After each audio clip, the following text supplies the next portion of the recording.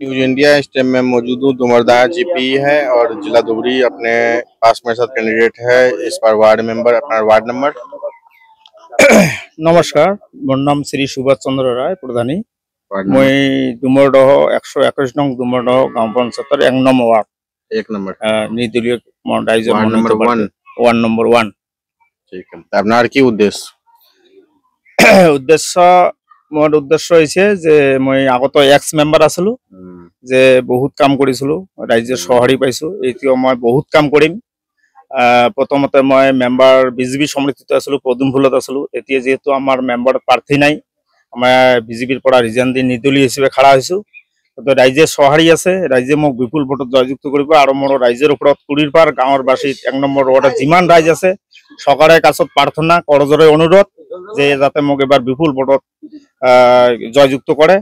আৰু মই প্ৰথম যোৱা কাৰ্যকালত মই 2টা CC ব্লকৰ কাম কৰিছিলো, 15 ফাইনেন্সৰ। এটা স্যানিটেশনৰ কাম কৰিছিলো, লেট্ৰিন বাথৰুমৰ। আৰু এটা বাউণ্ডাৰী ৱালৰ কাম কৰিছো। এনেকা জব কাৰ্ডৰ এটা 2টা ৰাস্তাৰ কাম কৰিছিলো।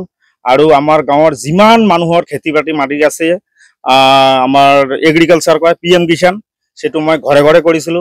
আৰু আমাৰ গাঁৱত 215টা অৰুণোদয় আমি বেনিফিচিয়াৰি দিছিলো। যিমান মহিলা বিধৱা আছে তাক বৃদ্ধ পেঞ্চন, মহিলা পেঞ্চন আৰু বহুত চৰকাৰৰ আমাৰ নৰেন্দ্ৰ মোদী ডাঙৰীয়াৰ নেতৃত্বত যিবিলাক আমাৰ আঁচনি আছে সেইবিলাক আঁচনি যত মই চেষ্টা কৰো। এই চেষ্টা কৰি মই ৰাইজক ঘৰে ঘৰে গৈ মই নিজে মই বিলাই আছো। আৰু ৰাইজে মোক বিপুল ভোটত এবাৰ সহাৰি দিছে।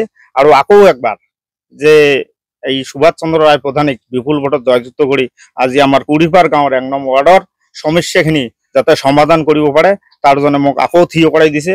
মই বাধ্য হৈ বিজেপিৰ পৰা পদত্যাগ কৰি আকৌ উপযুক্ত হিচাপে মই মেম্বাৰত থিয় দিছো।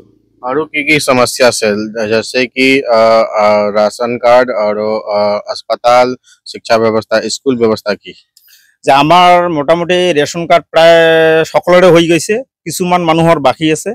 আমি কেইটামান লিষ্ট কৰিছো। আৰু আমাৰ কিছু লেট্ৰিনৰ সমস্যা আছে গাঁৱৰ গ্ৰামীণ মানুষেৰ। আমি অনলাইন এপ্লাই কৰিছিলো, ৰাইজক কৰি দিছিলো। সেই অনলাইন এপ্লাইখিনিত আমাৰ লিষ্টখিনি আহি গৈছে। ইলেকশ্যনৰ পিছত আমাৰ এই লেট্ৰিনখিনি হ'ব।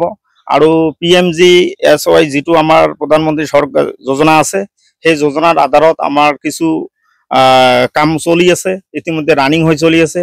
ইন্দিৰা আমাৰ প্ৰধানমন্ত্ৰী আবাস যোজনাৰ কিছু ঘৰ এতিয়া হৈ আছে, কিছু মানুহৰ বাকি আছে। আমি ৰিসেন্টলি এটা সাৰ্ভে হৈ গল মহিলা সেলফ হেল্প গ্ৰুপৰ দ্বাৰা। এই লিষ্টখিনি আমি আগন্তুক পঞ্চায়ত গঠন হোৱাৰ পিছত আমি সকলোখিনি কাম কৰিম বুলি আমি প্ৰতিশ্ৰুতি দিলো। और की समस्या मकान और मकान समस्या ওই তো মকান মানে ঘর, প্রধানমন্ত্রী আবাস যোজনার ঘর আমি গোটেইখিনি গাঁৱত আমাৰ যিটো 158 ঘৰ আছে, ক'বলৈ গ'লে 158 ঘৰতে হৈ গৈছে। এতিয়া আমাৰ এটা কৰি ফেমিলিত ধৰক ভাই আছে, 5 ভাগ হৈ আছে, 5টা কৰি ফেমিলি হৈ আছে, 2টা পাইছে বা সকলোৱে পোৱা নাই। সেইখিনি আমি আধাৰুৱাখিনি সপন পূৰণ কৰিম। আৰু আমাৰ জেজেএম যেটা আমাৰ পানীৰ সমস্যা, জেজেএম আমাৰ দিছিলে যদিও কিন্তু আমাৰ পানীখিনিৰ সমস্যা ফলপ্ৰসূ হোৱা নাই। আমি চৰকাৰক আবেদন জনাম যাতে আমাৰ জেজেএমৰ ঘৰে ঘৰে পাই আছো, কিছুমান ঘৰত দূৰত হোৱাৰ কাৰণে মানে পানীখিনি মানে আমি সকলোমে নাপাওঁ।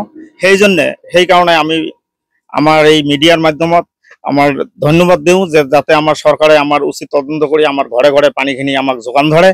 এই আশা ৰাখি মই এবাৰ ৰাইজৰ সমস্যাগুলো দূৰ কৰাৰ জন্য মই প্ৰাৰ্থী থিয় হৈছো। আপনাৰ पंचायत दुमरदाह अंतर्गत अस्पताल और स्कूल व्यवस्था की আমাৰ দুমৰদহ পঞ্চায়তৰ আমাৰ ৱাৰ্ডত যে আমাৰ এখন মিনি হস্পিটেল আছে আমাৰ দুমৰদহত। আৰু আমাৰ দুমৰদহ হায়াৰ ছেকেণ্ডেৰী এখন স্কুল আছে। আৰু আমাৰ কুৰিৰ পৰত এখন ME স্কুল আছে। আমাৰ শিক্ষা ব্যৱস্থা ঠিকই আছে। আমাৰ কিছুমান মানুহে আৰু প্ৰাইভেটত পঢ়াই আছে। আমাৰ শিক্ষা দীক্ষাৰ পিছে আমাৰ কুৰিপাৰ গাঁৱৰ মাজ যদিও পিছপৰা, এতিয়া আগৰ নিচিনা নাই। আৰু বহুত মানুষ আধুনিক হৈছে, পঢ়ি আছে, চেষ্টা কৰি আছে। আমিও তাক সজাগ কৰি আছো যে ল'ৰা ছোৱালীক পঢ়া শুনা কৰাব লাগে। আৰু কিছু আমাৰ সমস্যা আছে। সেই সমস্যাবিলাক হৈছে আমাৰ কি সামাজিক ব্যাধি, দুৰ্নীতি, যে ধৰক আমাৰ মদ, ড্ৰাগছ, গাঞ্জা এইবিলাক আছে। গতিকে আমি কৰজৰে আমি চেষ্টা কৰি আছো যে এইবিলাক যাতে নিৰ্মূল কৰা যায় গাঁৱত থাকি। সেইকাৰণে আমাৰ গাঁৱৰ ৰাইজে মোক সিদ্ধান্ত লৈছে যে এজন উপযুক্ত কেণ্ডিডেট হলে হয়তো আমাৰ গাঁৱৰ পৰা এইবিলাক কিছু নিৰ্মূল হ'ব। সেইকাৰণে মই ৰাইজৰ আশীৰ্বাদত থিয় হৈছো। ধন্যবাদ।